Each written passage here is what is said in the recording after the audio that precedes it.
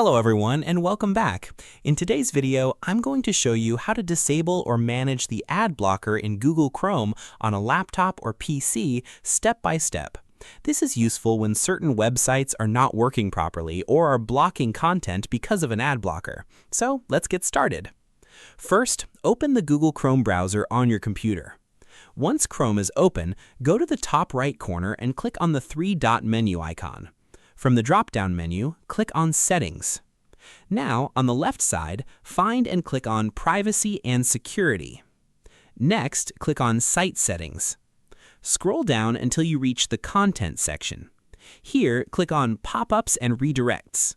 Make sure the setting is changed to allow sites to send pop-ups and redirects, and if there are any blocked sites listed below, you can remove them by clicking the three-dot menu next to the site and selecting Remove.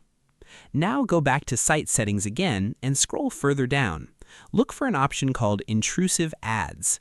Open it and make sure it is set to allow ads on sites that show intrusive ads. If any websites are blocked here, remove them from the list.